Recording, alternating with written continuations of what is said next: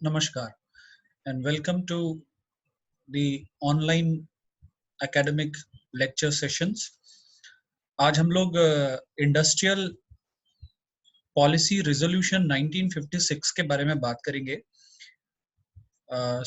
BTech के students के लिए ये इंडस्ट्रियल सोशियोलॉजी का पार्ट है और इंडस्ट्रियल सोशियोलॉजी के इस पार्ट में हम लोग आज ये देखेंगे कि इंडिया में 1956 में जो इंडस्ट्री के लिए पॉलिसी बनी उसके मेजर पॉइंट्स क्या-क्या थे और ये समझने की कोशिश करेंगे कि ये जो पॉलिसी बनाई गई थी, ये पॉलिसी किस लेवल तक इंडिया के इंडस्ट्रियल सिनेरियो को टैकल कर पाई। तो चलिए हम लोग शुरू करते हैं आज का टॉपिक इंडस्ट्रियल पॉलिसी रिजोल्यूशन 1956 देखने चलते हैं और ये देखते हैं कि बेसिकली इंडस्ट्रियल पॉलिसी क्या है। तो जब हम बात कर रहे हैं पॉलिसी की, पॉलिसी बेसिकली एक ऐसे फ्रेम्ड रूल्स, एक ऐसे फ्रेम्ड सिस्टम्स होते हैं जिन सिस्टम्स के बेसिस पे हम किसी एक चीज को ऑपरेट करते हैं। और जब हम बात कर रहे हैं इंडस्ट्रियल पॉलिसी की, तो इंडस्ट्रियल पॉलिसी बेसिकली इंडिया के अंदर इंडस्ट्रीज को कैसे रेगुलेट करना है, इंडस्ट्रीज को कैसे ऑपरेट करना है, इंडस्ट्रीज को कैसे लेके चलना है, इसके लिए बनाई हुई पॉलिसी है। इसके लिए बनाए हुए कुछ स्टैंडर्ड रूल्स, कुछ स्टैंडर्ड या फ्रेम्ड पैरामीटर्स हैं जिनको 1956 में बनाया गया। तो अगर हम ये देखें कि इंडस्ट्रियल पॉलिसी 1956 जब बनी तो वो क्यों बनी, क्या कंसर्न्स थे, कौन सी चीजें थी जिनकी को लेकर के हमने 1956 में ये महसूस किया कि इंडिया में भी एक इंडस्ट्रियल पॉलिसी होनी चाहिए। तो सबसे पहला पॉइंट आपका कह रहा है कि कोई भी कंट्री तब तक प्रोग्रेस नहीं कर सकती और प्रॉस्परस नहीं हो सकती जब तक कि वो अपने यहाँ अपना इंडस्ट्रियल डेवलपमेंट करे ना करे सॉरी किसी भी कंट्री में जब तक उस कंट्री के इंडस्ट्रीज का डेवलपमेंट नहीं होगा, उस इंडस्ट्री उस कंट्री के इंडस्ट्रीज को आप बहुत आगे तक, बहुत डेवलपमेंट के लेवल पे नहीं ले जाएंगे, तो आप ये नहीं इंश्योर कर सकते कि वो देश प्रगति करेगा। तो कहते हैं कि किसी भी देश की प्रगति के लिए वहां पे इंडस्ट्रीज का सेटअप होना, इंडस्ट्रीज का डेवलप होना बहुत जरूरी है। 1947 में हम जब इंडिपेंडेंट हुए एज अ कंट्री, जब हम लोग आजाद हुए, इंडिया को आजादी मिली, तो उस टाइम हमारी जो इकोनॉमी थी वो ज्यादातर एग्रीकल्चर बेस्ड इकोनॉमी थी। और इंडिपेंडेंस के बाद हमें हर चीज का अपना सिस्टम बनाना था और 1947 के बाद हम लोगों ने ये ध्यान देना शुरू किया कि हमको अपनी इकोनॉमी को, हमको अपनी कंट्री को एग्रीकल्चर बेस्ड इकोनॉमी से शिफ्ट करके इंडस्ट्री की तरफ लेके जाना है। तो एक बात तो समझनी है कि हम तब तक प्रोग्रेस नहीं कर सकते थे, तब तक हम प्रॉस्परस नहीं बन सकते थे जब तक कि हम इंडस्ट्रियल डेवलपमेंट ना करते। दूसरी चीज कि इंडस्ट्रियल पॉलिसी की जरूरत इसलिए महसूस की गई कि एक बैलेंस्ड इंडस्ट्रियल ग्रोथ पॉसिबल हो सके। हमें एक ऐसी पॉलिसी बनानी थी जिस पॉलिसी के तहत कोई भी क्षेत्र, कोई भी ऐसा एरिया जो इकोनॉमिकली बहुत पीछे है, सोशली बहुत पीछे है, अगर हम ऐसी जगहों को छोड़ दें और ऐसी जगहों पे डेवलपमेंट रिलेटेड चीजें ना करें, तो जो ग्रोथ होगी पूरे इंडिया में वो बैलेंस्ड नहीं होगी। तो बैलेंस्ड इंडस्ट्रियल ग्रोथ के लिए इंडस्ट्री जहां जहां हम लगा रहे हैं, कहीं इंडस्ट्रीज ज्यादा लगे, कहीं इंडस्ट्रीज कम लगे, कहीं बिल्कुल ही ना हो, इन सारी सिचुएशंस को देखते हुए हम लोगों ने इंडस्ट्रियल पॉलिसी 1956 को इस तरह से बनाने की कोशिश की और इस तरह से डिजाइन करा कि वो इंडिया के हर एक रीजन, हर एक सेक्टर को डेवलपमेंट के लेवल पे लेके जाए, तो इंडस्ट्रियल ग्रोथ बैलेंस हो। इसके लिए हमने इंडस्ट्रियल पॉलिसी की बात सोची। और एक बात जो कहते हैं कि कोई भी अगर हम बात करें, कोई भी कंट्री जो अपने आप को इंडस्ट्रियली एडवांस बनाना चाहती है, उसे कुछ कुछ सेट रूल्स बनाने पड़ेंगे। तो ये कुछ बेसिक्स हैं जिनकी वजह से हमें इंडिया के अंदर इंडस्ट्रियल पॉलिसी की जरूरत महसूस हुई। एक और पॉइंट जो है वो कहता है कि it determines a reasonable relation between the state and the private enterprise. Industrial policy बन जाने के बाद हम ये देख पाएंगे, हम ये सुनिश्चित कर पाएंगे कि एक प्रॉपर रिलेशनशिप कैसे हम मेंटेन कर पाएं। सरकार और जो निजी या प्राइवेट संस्थाएं हैं, जो प्राइवेट ऑर्गेनाइजेशंस हैं, उनके बीच में हम कैसे एक अच्छा रिलेशन बिल्डअप कर पाएं। एक इंडस्ट्री का दूसरे इंडस्ट्री से कैसे हम एक अच्छा रिलेशन बिल्डअप कर पाएं, और साथ ही साथ एक एक इंडस्ट्रियली फोकस्ड रीजन को हम दूसरे इंडस्ट्रियली फोकस्ड रीजन से कैसे इंटीग्रेट कर पाएं। तो इसके लिए जरूरत थी कि हम एक ऐसे यूनिफॉर्म पॉलिसी को बनाएं, हम एक यूनिफॉर्म रूल या यूनिफॉर्म रिटन डॉक्यूमेंट को बनाएं जिसको सभी लोग इंडस्ट्रीज में फॉलो करें। तो ये चीज को पॉसिबल करने के लिए भी हमको इंडस्ट्रियल पॉलिसी के ऊपर काम करना पड़ा। और फर्स्ट वर्ल्ड वॉर के बाद, कहते हैं कि फर्स्ट वर्ल्ड वॉर जो है, फर्स्ट वर्ल्ड वॉर के पहले हम लोगों ने इस तरह की चीजों पर बहुत ज्यादा फोकस नहीं करा था, लेकिन फर्स्ट वर्ल्ड वॉर के बाद हमने पहली बार इंडस्ट्रियल एरिया में, इंडस्ट्रियल रीजन में अपने ग्रोथ डेवलपमेंट जैसी चीजों के बारे में सोचना शुरू किया। ठीक, अभी बैकग्राउंड क्या है, अगर हम आज की इंडस्ट्रियल पॉलिसी जो देखते हैं, ठीक, अब तक इंडिया में बहुत सारी इंडस्ट्रियल पॉलिसीज बनाई जा चुकी हैं, लेकिन पहली बार जो एक बैकग्राउंड हम अगर बात करें तो इंडस्ट्रियल पॉलिसीज इंडिया में बनना कैसे शुरू हुई, उनकी फ्रेमिंग, उनके लिए क्या करना पड़ा। तो कहते हैं कि सबसे पहला जो स्टेप था वो था गवर्नमेंट ऑफ इंडिया का स्टेप, जिसमें गवर्नमेंट ऑफ इंडिया ने सबसे पहले एक प्लानिंग और डेवलपमेंट डिपार्टमेंट सेटअप करा 1944 में। और ये 1944 में जब हम लोगों ने ये प्लानिंग और डेवलपमेंट डिपार्टमेंट सेट करा, तो ये जो डेवलपमेंट डिपार्टमेंट था ये ब्रिटिश पीरियड का डेवलपमेंट डिपार्टमेंट, यानी ब्रिटिशर्स के पीरियड में ही हमें ये महसूस हो गया कि इंडिया में अब प्लानिंग करके डेवलपमेंट की जरूरत है। तो प्लानिंग और डेवलपमेंट के लिए हमने 1944 में एक प्लानिंग एंड डेवलपमेंट जो जो एक बोर्ड है उसको स्टैब्लिश करने के रिलेशन में काम करा। दूसरी चीज कि हम लोगों ने एक बार ये डिसीजन लिया, और जैसे ही हमने डिसीजन लिया इस डिपार्टमेंट ने, यानी प्लानिंग एंड डेवलपमेंट डिपार्टमेंट ने, तो अभी क्या है कि प्लानिंग और डेवलपमेंट डिपार्टमेंट ने क्या किया, एक स्टेटमेंट इशू किया जो हमारे आज के इंडस्ट्रियल पॉलिसी का बेस है। यानी कहते हैं कि 21 अप्रैल 1945 में ये जो प्लानिंग और डेवलपमेंट डिपार्टमेंट है, इसने स्टेटमेंट इशू किया, और यही स्टेटमेंट को हम इंडस्ट्रियल पॉलिसी के नाम से हम लोगों ने देखना शुरू किया उस पीरियड में।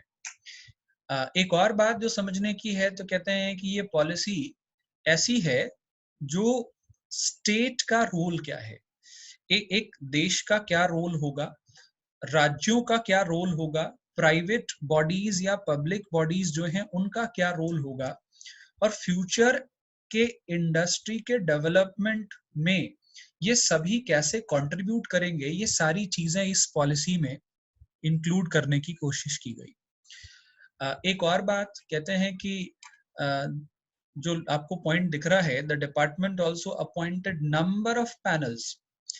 ठीक, जब ये प्लानिंग और डेवलपमेंट डिपार्टमेंट बना तो उसने एक स्टेटमेंट जारी किया जिसे हम इंडस्ट्रियल पॉलिसी का बेस मानते हैं। और ये जो पॉलिसी स्टेटमेंट था, ये बेसिकली ऐसा स्टेटमेंट था जिसमें हम फ्यूचर में इंडस्ट्री के डेवलपमेंट को कैसे इंश्योर कर पाएंगे कंट्री के अंदर, उसको हमें देखना था। तो कह रहा है कि इस डिपार्टमेंट का सबसे बड़ा बढ़िया काम ये था कि इन्होंने क्या किया कि पैनल बना दिया, ढेर सारे पैनल बनाए जो कि अलग अलग टारगेट लेकर के काम कर रहे थे, यानी अलग अलग इंडस्ट्रियल डेवलपमेंट सेक्टर्स को लेकर के कि इंडस्ट्री में मैकेनिकल डेवलपमेंट कैसे हो, टेक्नोलॉजिकल एडवांसमेंट कैसे हो, प्रोडक्शन कैसे हो, प्रोडक्शन की टेक्निक्स में इंप्रूवमेंट कैसे हो, इंडस्ट्री का सेटअप कैसे हो। तो अलग अलग मुद्दों पर, अलग अलग विषयों पर अलग अलग तरीके से कुछ टारगेट सेट किए गए इन पैनल्स के थ्रू, और इन पैनल्स ने टारगेट सेट करके उन पर काम करना शुरू किया। In 1947 an industries conference was convened. 1947 में इंडस्ट्रीज के लिए एक कॉन्फ्रेंस को ऑर्गेनाइज किया गया, और उस कॉन्फ्रेंस में इस बात पर फोकस किया गया कि हमारे इंडिया में प्राइवेट और पब्लिक जो इंटरप्राइज हैं, प्राइवेट और पब्लिक जो बॉडीज हैं, जो ऑर्गेनाइजेशंस हैं, उनके काम को हम एक तरह से चैनलाइज करेंगे। और अ, एक चीज और भी है जो कही जा रही है, कह रहा है कि ये जो कॉन्फ्रेंस थी जिसे ऑर्गेनाइज किया गया, इस कॉन्फ्रेंस में एक रिजोल्यूशन अडॉप्ट हुआ, एक एक फाइनल डिसीजन लिया गया कि हम लेबर और कैपिटल, यानी हम जितने भी ह्यूमन कैपिटल है, जितना भी लेबर है, जितना भी एम्प्लॉइज वर्कर्स हैं, उनको, और जो कैपिटल यूज करने वाले हैं, जिनके पास बहुत ज्यादा रिसोर्सेज हैं, मनी रिसोर्स ज्यादा है, उनको हम एक दूसरे के साथ लाएंगे और एक दूसरे के साथ ला करके इंटीग्रेट करेंगे। तो 1947 में इस तरह का कॉन्फ्रेंस हुआ जिसमें ये डिसीजंस लिए गए। 1947 के कॉन्फ्रेंस के बाद पीसी महालनोबिस, अभी ये जो स्लाइड है, इस स्लाइड से थोड़ा सा अलग से मैं कुछ पॉइंट आपको बता रहा हूँ। पीसी महालनोबिस जो उस पीरियड में बहुत बड़े जानकार, बहुत बड़े विद्वान माने जाते थे, उन्होंने पहली बार इकोनॉमिक प्लानिंग जैसी चीजों के ऊपर पहली बार इकोनॉमिक प्लानिंग का ड्राफ्ट इंडिया के लिए प्रेजेंट किया। तो ये सारी चीजें जो थी कहीं ना कहीं एक डायरेक्शन में जा रही थी कि कैसे हम इंडिया की इंडस्ट्री के सेटअप, उसके डेवलपमेंट के लिए काम करेंगे, कैसे हम इंडस्ट्री के साथ साथ इंडिया की इकोनॉमी को भी आगे ले जाएंगे। ठीक, तो 1947 के दिसंबर में ये कॉन्फ्रेंस कन्वीन हुई और उसके बाद 1948 में इंडिया की पहली इंडस्ट्रियल पॉलिसी सबके सामने लाई गई। तो कहते हैं कि इंडिया में सबसे पहले जो इंडिपेंडेंस के बाद पॉलिसी बनी इंडस्ट्री के लिए, वो इंडस्ट्रियल पॉलिसी 1948 के नाम से जानी जाती है। यानी इंडिया में 1948 में इंडिया की पहली इंडिपेंडेंस के बाद की इंडस्ट्रियल पॉलिसी बनी। अब थोड़ा और आगे बढ़ते हैं। हम ये देखें कि 1948 की जो इंडस्ट्रियल पॉलिसी थी, उससे हम 1956 पे कैसे आए। तो बात समझने की है कि 1948 में हम लोगों ने तुरंत आजादी के तुरंत बाद अपने इंडस्ट्रियल पॉलिसी को फ्रेम करा और उसे फ्रेम करके उस पर काम करना शुरू किया।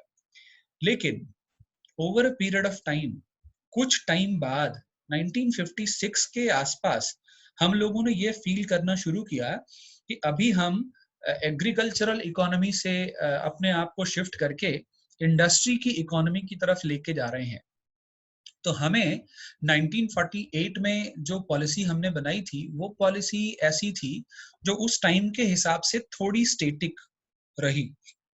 उसको डायनामिक बनाने के लिए, यानी और सारे इमर्जिंग इश्यूज और कंसर्न्स को इंक्लूड करके 1948 की जो पॉलिसी थी, 1948 में जो इंडस्ट्री के लिए पॉलिसी बनी थी, उसे और अपग्रेड किया गया और अपग्रेड करके उसे इनरिच करके 1956 में इंडिया की इंडस्ट्रियल पॉलिसी के एक नए ड्राफ्ट को, एक नए इंडस्ट्रियल पॉलिसी को प्रेजेंट करा।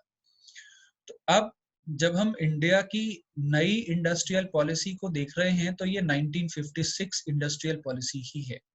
अब इस पॉलिसी को लाने की जरूरत क्या थी, तो देखते हैं क्या ऑब्जेक्टिव था, क्या उद्देश्य था इस पॉलिसी को लाने का। तो कहते हैं कि सबसे बड़ी जरूरत तो ये थी इंडिया में उस पीरियड में, क्योंकि 48 के बाद हम लोगों ने अपने कंट्री में इंडस्ट्रीज के ऊपर काम करना शुरू किया। तो 48 के बाद जब हम लोगों ने काम करना शुरू किया तो वहां पर एक चीज देखने को मिली कि इंडिया का जो इंडस्ट्रियल ग्रोथ था वो बहुत धीमा था। तो हमने इस पॉलिसी में सबसे पहला जो ऑब्जेक्टिव रखा कि हमें इंडस्ट्री का जो डेवलपमेंट करना है, जो ग्रोथ करना है, उसे रैपिड लेवल पे करना है, बहुत फास्ट लेवल पे हमको लेके जाना है। दूसरी चीज, दूसरा ऑब्जेक्टिव जो हमने सेट करा था वो था speed of industrialisation of the country. एक तो रैपिड इंडस्ट्रियल ग्रोथ की बात हम कर रहे हैं कि जितनी इंडस्ट्रीज एग्जिस्टिंग हैं, उन इंडस्ट्रीज को तेजी से ग्रो कराना है। और दूसरा, इंडस्ट्रियलाइजेशन कंट्री के अंदर कि और ज्यादा इंडस्ट्रीज को सेटअप कर सकें, और ज्यादा फैक्ट्रीज, और ज्यादा प्लांट, और ज्यादा प्रोडक्शन यूनिट्स लगा सकें, इसके लिए हमने उस टाइम में एफर्ट लिए। तो एक ऑब्जेक्टिव है कि जो एग्जिस्टिंग इंडस्ट्री है उनको बहुत तेजी से ऊपर ले जाना है। दूसरा, इंडिया में इंडस्ट्री को और स्पीड अप करना है, इंडस्ट्रियलाइजेशन के प्रोसेस को और स्पीड अप करना है। तीसरी चीज, बैलेंस्ड इंडस्ट्रियल स्ट्रक्चर रखना है। अब बैलेंस्ड इंडस्ट्रियल स्ट्रक्चर का मतलब क्या हुआ? अगर हम देखें तो इंडिया की इकोनॉमी में, इंडिया में बहुत टाइम से हम देख रहे हैं कि गवर्नमेंट ओन्ड चीजें ज्यादा हैं, यानी सरकार ही सारी व्यवस्था करेगी इंडस्ट्री की, सरकार ही विभिन्न प्रकार के प्लांट और विभिन्न प्रकार की फैक्ट्रीज और इंडस्ट्रीज ऑर्गेनाइजेशंस को सेटअप करेगी, इंस्टीट्यूशंस को सेटअप करेगी और उसको रन करेगी। तो 1956 में ये बात फील की गई कि अगर सरकार ही अकेले इन सारी चीजों के लिए बहुत सक्षम है तब तो ठीक है, लेकिन लेकिन पॉपुलेशन के बढ़ने के साथ साथ, कंपटीशन के बढ़ने के साथ साथ, वर्ल्ड लेवल के ऊपर हम compete कर रहे थे, इस लेवल पे भी हम लोगों ने ये महसूस किया कि गवर्नमेंट अकेले बहुत सारे रिसोर्सेस को लोगों तक नहीं पहुंचा सकती, खासकर इंडस्ट्रीज के सेटअप और टेक्नोलॉजी एडवांसमेंट में। तो उस पीरियड में 1956 में ये बात रखी गई कि हम एक बैलेंस्ड इंडस्ट्रियल स्ट्रक्चर को लेके चलें। बैलेंस्ड इंडस्ट्रियल स्ट्रक्चर का मतलब है कि हम पब्लिक कंपनीज को भी लेके चलेंगे, हम प्राइवेट कंपनीज को भी लेके चलेंगे, और जहां पर कोई ऐसी सिचुएशन बनती है कि पब्लिक और प्राइवेट दोनों को हम एक साथ ले सकें, तो बिल्कुल वहां पर हम उसको भी लेके चलेंगे। तो बैलेंस्ड इंडस्ट्रियल स्ट्रक्चर की बात है। रीजनल ग्रोथ को हमें बैलेंस करना था। हमने आपको बोला पहले ही कि कहीं डेवलपमेंट ज्यादा हम कर दें, कहीं डेवलपमेंट कम करें। इन सारी चीजों को अवॉइड करने के लिए हम लोगों ने इस पॉलिसी में ये ऑब्जेक्टिव रखा कि हमें रीजनल जो ग्रोथ है उसको बैलेंस करना है, उसमें डिस्पैरिटी नहीं आने देनी है। अनएम्प्लॉयमेंट का सबसे बड़ा चैलेंज था, क्योंकि हम जब आजाद हुए उस समय से लेकर के लगातार 5 ईयर प्लान्स में हम फोकस करना शुरू कर दिए। हम लोगों ने 1950 के बाद पहला जो 5 ईयर प्लान था वो रन करा, पंचवर्षीय योजना जिसको बोलते हैं, लेकिन एम्प्लॉयमेंट की समस्या बहुत बड़ी थी। तो एम्प्लॉयमेंट की समस्या के सोल्यूशन के लिए भी हम लोगों ने इस इंडस्ट्रियल पॉलिसी में ऑब्जेक्टिव रखा। अगली चीज कि हमें प्राइवेट मोनोपोलीज को रोकना था। बहुत सारी प्राइवेट बॉडीज, प्राइवेट ऑर्गेनाइजेशंस थी जिनके पास बहुत सारी चीजें थी, बहुत सारे रिसोर्सेज थे, और अगर हम उन्हें उन रिसोर्सेज के बेसिस पे काम करने का मौका दे देते तो over a period of time उनकी मोनोपोली हो जाती, जिसे हम एकाधिकार कहते हैं। तो किसी चीज के प्रोडक्शन में केवल एक ही कंपनी का अधिकार होता, किसी चीज में केवल एक ही कंपनी बहुत आगे जाती, बाकी और इंडस्ट्रीज को डेवलपमेंट का मौका नहीं मिलता। तो इस चीज को अवॉइड करने के लिए भी हमने एक ऑब्जेक्टिव रखा कि हमें मोनोपोलीज को प्रिवेंट करना है प्राइवेट बॉडीज में। कॉन्सेंट्रेशन ऑफ इकोनॉमिक पावर, अलग अलग फील्ड में हमें डिफरेंट इकोनॉमिक पावर्स को अलग अलग तरीके से लेके चलना था। ठीक, तो ये थे आपके ऑब्जेक्टिव इंडस्ट्रियल पॉलिसी 1956 के। अब हम थोड़ा और आगे बढ़ते हैं, फीचर्स देखें, क्या फीचर्स थे उस टाइम जो पॉलिसी बनी। तो फीचर्स अगर देखने जाते हैं तो फीचर्स में कहते हैं कि एक तो स्टेट डोमिनेंट रोल हमें दिखता है, यानी पावर जो है वो ज्यादातर पावर सरकार के हाथ में दिखती है, ये चीज हमें देखने को मिलता है इस पूरे पॉलिसी की। दूसरी, इस पॉलिसी का एक पर्पस था कि हमें स्मॉल स्केल इंडस्ट्रीज को, जिसमें cottage industry, house hold industry, जिसमें हट इंडस्ट्री, जिसमें हैंडक्राफ्ट और ये सारी चीजें आती थी, हमें उन्हें भी प्रमोट करना था। इंडस्ट्री को सेटअप करना ही एक रिस्पॉन्सिबिलिटी नहीं थी, लेकिन जो हमारी आर्ट और कल्चर बेस्ड इंडस्ट्रीज थी, जिनका हम बड़े स्मॉलर लेवल पे हमको देखना था, केटर करना था, उन्हें भी हमें लेके चलना था। तो इस पॉलिसी का एक फीचर ये भी था कि ये प्रमोट करता था कॉटेज इंडस्ट्री को, स्मॉल स्केल इंडस्ट्री को। अगली चीज, रीजनल डिस्पैरिटी को हमें रेक्टिफाई करना था। मैंने ऊपर हम लोगों ने बात करी कि ऑब्जेक्टिव ये था कि हमें बैलेंस्ड ग्रोथ लेके चलना है, तो रीजनल डिस्पैरिटी का मतलब है यही कि हमें रीजन के हिसाब से कहीं ज्यादा कहीं कम डेवलपमेंट नहीं करना है, उसको भी हमको देखना था। टेक्निकल और मैनेजरियल पर्सोनल्स की जरूरत थी जिसे हमें पूरा करना था। लेबर पार्टिसिपेशन ये बहुत इंपॉर्टेंट है। आमतौर पर जिनके पास पैसा है वो एक्सप्लॉयटेशन या पैसे के बल पर काम कराते थे, और इससे क्या होता था कि वन साइडेड ग्रोथ मिलती थी, यानी केवल एक एफर्ट होता था कंपनी का, लेकिन कंपनी के एफर्ट या ऑर्गेनाइजेशन के एफर्ट के अलावा कोई भी ऑर्गेनाइजेशन तब तक सक्सीड नहीं कर सकती जब तक कि उसके लेबर्स, उसके जो वर्कर्स एम्प्लॉइज हैं, उनका पार्टिसिपेशन ना हो। तो लेबर्स पार्टिसिपेशन इन मैनेजमेंट ये भी एक फीचर था। और डिसेंट्रलाइजेशन ऑफ अथॉरिटीज, जितनी भी अथॉरिटी थी उनको डिसेंट्रलाइज करने के पर्पज से भी ये इंडस्ट्रियल पॉलिसी 1956 बहुत ज्यादा इंपॉर्टेंट रही। अब ये देखते हैं कि इस पॉलिसी में काम क्या हुआ, इस पॉलिसी में कौन कौन सी चीजों पर फोकस किया गया। इस पॉलिसी में जितनी चीजें आप यहाँ देख रहे हैं इन पे तो फोकस था ही साथ एक चीज और की गई कि इंडस्ट्रीज का क्लासिफिकेशन किया गया। अब इंडस्ट्रीज को जब क्लासिफिकेशन करा, उस टाइम क्या था कि इंडिया में बहुत सारी छोटी बड़ी इंडस्ट्रीज थी, कुछ प्राइवेट बॉडीज के हाथ में, कुछ सरकार के हाथ में, कुछ प्राइवेट और पब्लिक दोनों के कोलैबोरेशन से चलने वाली। तो अक्रॉस इंडिया बहुत सारी छोटी बड़ी इंडस्ट्रीज थी। सरकार के सामने ये समस्या थी कि इन सभी को किसी एक रूल से, किसी एक पॉलिसी से हम कैसे गवर्न करें। तो इसके लिए सरकार ने क्या किया कि उस टाइम जितनी भी इंडस्ट्रीज थी उनको पहले आइडेंटिफाई करा, और आइडेंटिफाई करने के बाद उनका क्लासिफिकेशन किया। और जब हम क्लासिफिकेशन के लेवल पे जाते हैं तो उस टाइम तीन तरह की इंडस्ट्रीज बना दी गई। तीन तरह के इंडस्ट्रीज, सॉरी तीन तरह की नहीं बल्कि तीन कैटेगरीज में इंडस्ट्रीज को बांट दिया गया। अब जिन तीन कैटेगरीज को बनाया गया उन्हें शेड्यूल कहते हैं। तो कहते हैं कि उस पीरियड में तीन तरह से इंडस्ट्रीज को कैटेगराइज किया गया, शेड्यूल ए, शेड्यूल बी और शेड्यूल सी। लेट अस सी कि अलग अलग एक एक शेड्यूल में क्या क्या चीजें हैं। तो देखते हैं शेड्यूल ए क्या है। समझिए कि जब इंडस्ट्रीज को कैटेगराइज किया गया तो जितनी पब्लिक सेक्टर इंडस्ट्रीज थी, यानी जो गवर्नमेंट के हाथ में थी, मतलब ऐसी इंडस्ट्रीज जिनका ऑपरेशन, जिनका ऑर्गेनाइजेशन, जिनका स्टैब्लिशमेंट, जिनको ऑपरेट करना, सारी चीजें गवर्नमेंट खुद अपने हाथ में लेके चलाएगी या उस पे कहीं ना कहीं गवर्नमेंट का अधिकार होगा पूरा पूरा, ऐसी इंडस्ट्रीज को हम शेड्यूल ए में रखते हैं। इसमें उस पीरियड में 17 अलग अलग तरह की इंडस्ट्रीज को रखा गया। अब ये 17 अलग अलग तरह की जो इंडस्ट्रीज थी ये कौन कौन सी थी, अगर आप देखें तो arms and animation.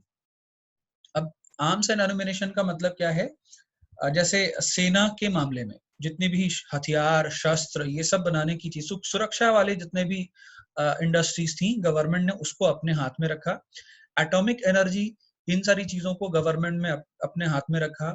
Iron industry, steel industry, heavy machinery, mineral oil, coal, और इस तरह के जितने भी प्लांट्स थे जिनमें गवर्नमेंट अपने आप को बहुत अच्छे तरीके से एक्सपोज कर सकती थी, तो उन सारे सेक्टर की इंडस्ट्रीज को, कुल 17 तरह की इंडस्ट्रीज थी जिनको गवर्नमेंट ने अपने हाथ में रखा। क्यों, क्या रीजन था, तो पॉइंट्स नीचे दिए हुए हैं। तो provision for technical and financial assistance, इसलिए इन 17 को अपने हाथ में रखा क्योंकि टेक्निकल और फाइनेंशियल असिस्टेंस प्रोवाइड करना गवर्नमेंट के लिए ही पॉसिबल था।